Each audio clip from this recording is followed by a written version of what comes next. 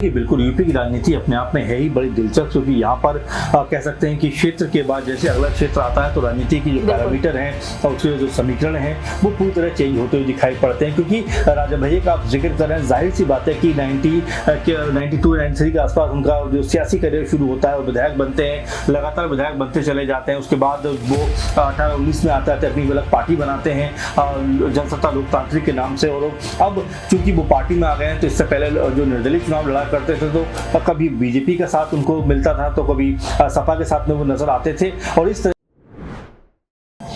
नमस्कार, मैं प्रांशी राठौर और आप देख रहे हैं नेक्स्ट 9 न्यूज।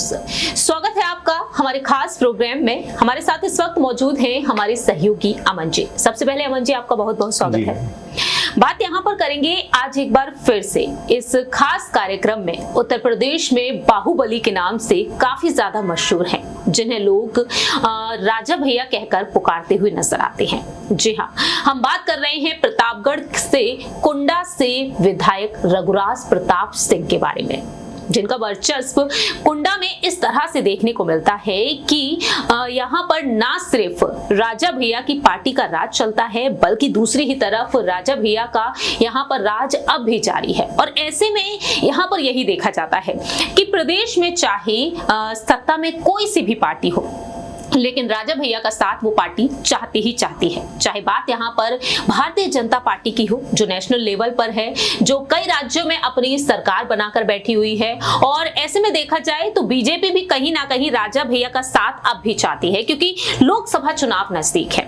दूसरी ही तरफ जो सत्ता में नहीं है पार्टी, वो पार्टी भी उनका साथ चाहती है, चाहे एक वक्त उनसे दुश्मनी रही हो, लेकिन राजा भैया को अब भी साथ लाने की कवायद तेज है। हम बात कर रहे हैं समाजवादी पार्टी के बारे में, क्योंकि लोकसभा चुनाव जिस तरह से नजदीक हैं, उन लोकसभा चुनाव से पहले राज्यसभा में जो चुनाव होने जा रहे हैं 27 फरवरी को, ऐसे में समाजवादी पार्टी को जरूरत है अपने 3 प्रत्याशियों के लिए 3 वोट की। और ये 3 वोट कहीं ना कहीं कम पड़ते हुए नजर आ रहे हैं। और ऐसे में जनसत्ता दल लोकतांत्रिक यानी कि राजा भैया की पार्टी के जो विधायक हैं, वो अगर समाजवादी पार्टी को समर्थन दे देते हैं तो 111 वोट कुल मिलाकर हो जाएंगे, जिससे कि अखिलेश यादव राज्यसभा में जीतते हुए नजर आएंगे। लेकिन उम्मीदें ये है कि 7 सीटों पर बीजेपी की जीत पक्की है, लेकिन बीजेपी भी यहाँ पर राजा भैया का साथ चाहती है। तो ऐसे में यहाँ पर सियासी सरगर्मियां काफी तेज हो चुकी हैं और यहाँ पर अब यही सवाल उठाएं कि राजा भैया किस ओर जाएंगे, सपा की तरफ या फिर बीजेपी की तरफ। सवाल यहाँ पर अमन जी से लेना चाहेंगे। जिस तरीके से उत्तर प्रदेश में सियासी अटकलें तेज हो रही हैं राजा भैया को लेकर कि राजा भैया या तो सपा की तरफ जा सकते हैं या फिर बीजेपी की तरफ, आखिरकार राजा भैया की पार्टी में ऐसा क्या है कि यहाँ पर सभी को उनकी जरूरत पड़ रही है? देखिए, बिल्कुल यूपी की राजनीति अपने आप में है ही बड़ी दिलचस्प, क्योंकि यहाँ पर कह सकते हैं कि क्षेत्र के बाद जैसे अगला क्षेत्र आता है तो राजनीति की जो पैरामीटर हैं और उसके जो समीकरण हैं वो पूरी तरह चेंज होते हुए दिखाई पड़ते हैं। क्योंकि राजा भैया का आप जिक्र कर रहे हैं, जाहिर सी बात है कि 92-93 के आसपास उनका जो सियासी करियर शुरू होता है और विधायक बनते हैं, लगातार विधायक बनते चले जाते हैं। उसके बाद वो 18-19 में आता है, अपनी अलग पार्टी बनाते हैं जनसत्ता लोकतांत्रिक के नाम से। और अब चूंकि वो पार्टी में आ गए हैं तो इससे पहले जो निर्दलीय चुनाव लड़ा करते थे तो कभी बीजेपी का साथ उनको मिलता था तो कभी सपा के साथ में वो नजर आते थे। और इस तरह से उनकी जो राजनीति है वो आगे बढ़ती हुई नजर आती थी। सपा के साथ उनके ताल्लुकात इसलिए भी बेहतर रहे हैं क्योंकि मुलायम सिंह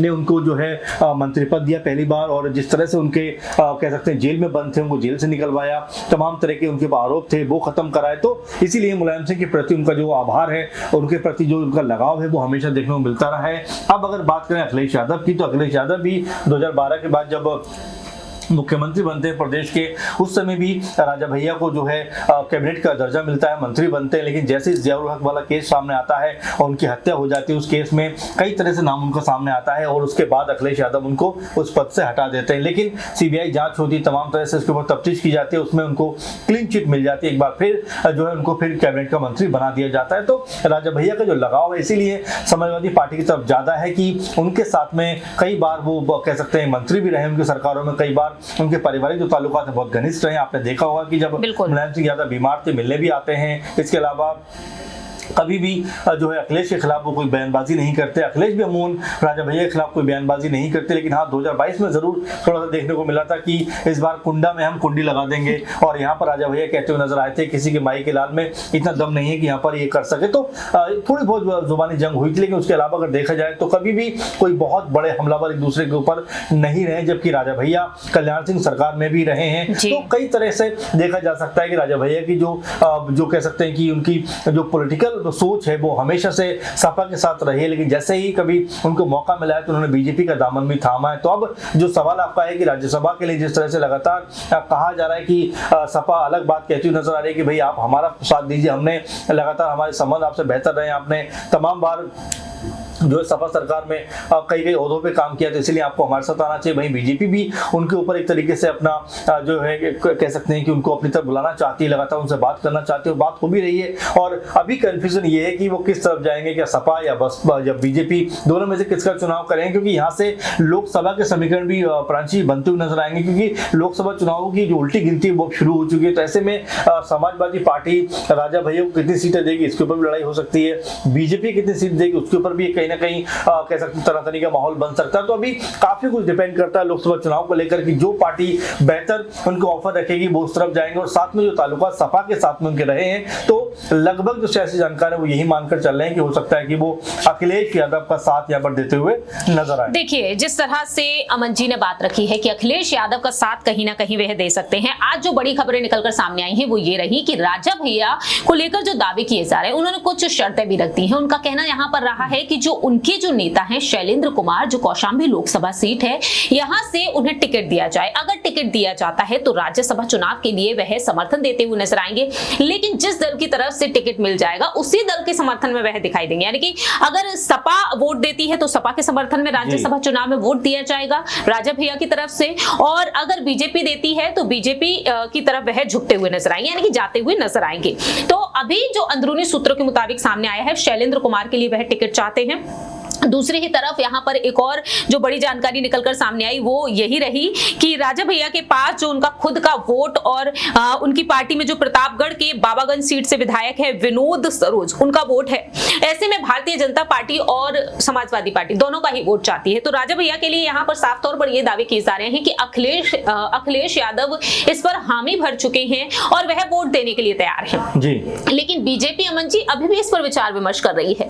अब सवाल यहाँ पर ये उठता है कि राजा भैया इसे स्वीकार कर लेंगे अखिलेश यादव के जो हामी भरी गई है उससे पहले, या फिर बीजेपी कोई ऐसी बड़ी सेंधमारी कर देगी कि राजा भैया उस ओर चले जाएंगे। क्योंकि यहाँ पर एक और बड़ी बात यह है जो संकेत दिया है, 20 से 28 सालों का जो सफर रहा है समाजवादी पार्टी के साथ, उसे लेकर राजा भैया कहते हैं कि काफी लंबे वक्त से मैं साथ रहा हूँ, बॉन्ड काफी अच्छा रहा है।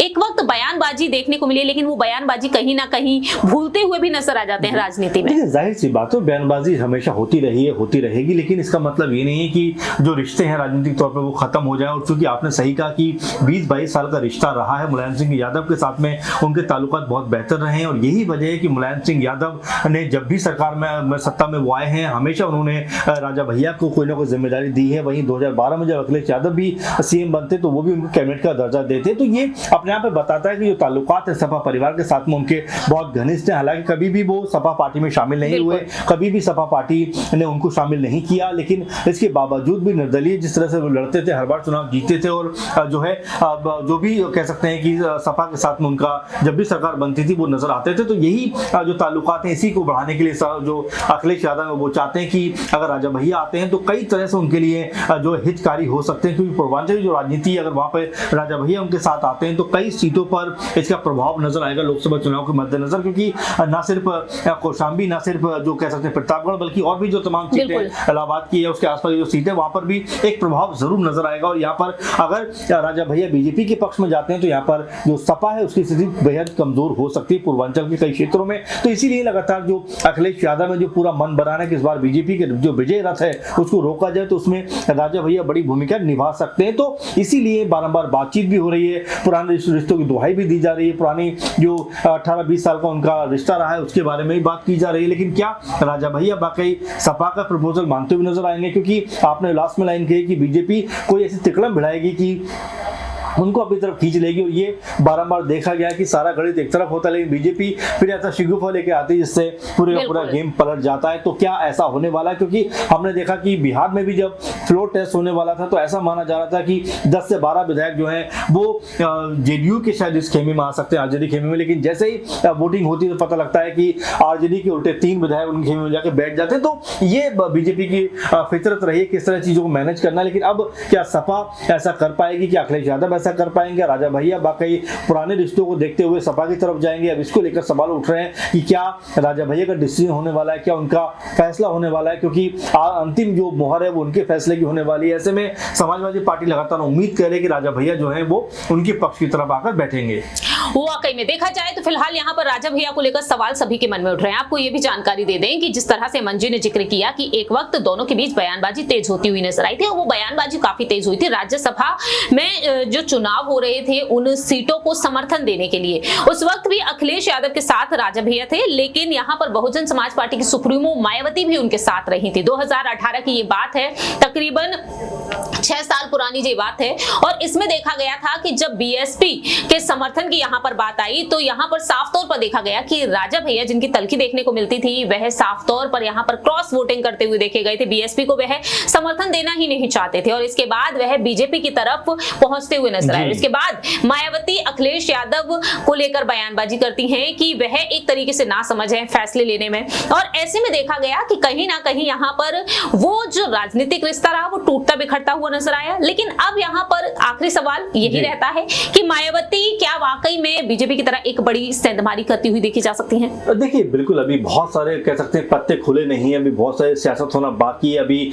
बिसात बेचना मैं कहूंगा कि यूपी में बाकी है। लेकिन हाँ, उसकी शुरुआत हो चुकी है, क्योंकि अगर राजा भैया सपा के संपर्क में आते हैं तो क्या वो उस तरफ जाएंगे, बीजेपी के संपर्क में आते हैं तो क्या वो उस तरफ जाएंगे, और क्या यहाँ पर बीएसपी जो है वो कोई बड़ी सेंधमारी करती हुई नजर आएगी। तो कई तरह की अभी पॉलिटिकल चीजें हैं, कई तरह के अभी सिनेरियो बनने बाकी है, क्योंकि इलेक्शन 2 से 3 दिन के बाद होने वाला है। तो ऐसे में हर कोई चाहता है कि इसके ऊपर तुरंत एक्शन हो ताकि हम अपना पक्ष मजबूत कर सके। तो क्या समाजवादी पार्टी जो लगातार अखिलेश यादव पूर्व मुख्यमंत्री भी रहे हैं, सपा के मुखिया भी हैं, क्या वो राजा भैया को मना पाएंगे? और क्या बीजेपी जो लगातार आंखें गड़ाए बैठी है कि ये सीट भी उनके कब्जे में आएगी, तो क्या ऐसा होता हुआ दिखाई पड़ेगा? तो फिलहाल पूरे पॉलिटिकल माहौल को देखें तो समझ में यही आता है कि राजा भैया इस समय बड़ी भूमिका में नजर आ सकते हैं। और क्या उसके बदले उनको सपा अगर वो सपा खेमे में आते हैं, सपा इसके बदले उनको क्या 2 से 3 सीटें पूर्वांचल देती हुई नजर आएगी? ये अपना में बड़ा सवाल है। और क्या बीजेपी के खेमे में अगर वो आते हैं तो क्या बीजेपी उनको 2 से 3 सीटें देती हुई यहाँ पे नजर आएगी? तो कई तरह के अभी सवाल बने हुए हैं, और कह सकते हैं कि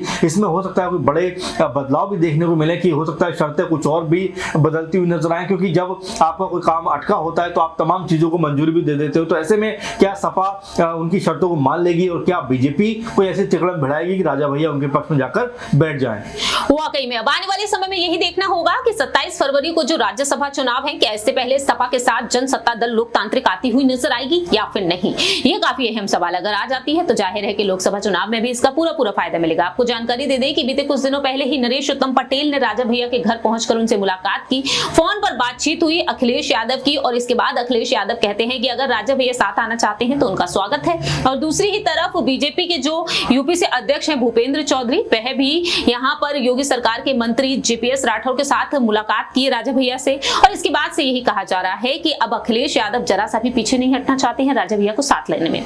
अब देखते हैं कि आने वाले वक्त में राजा भैया का अंतिम अहम फैसला क्या कुछ होता है। फिलहाल इस खास प्रोग्राम में इतना ही, बाकी की तमाम अपडेट्स के लिए आप देखते रहिए नेक्स्ट 9 न्यूज।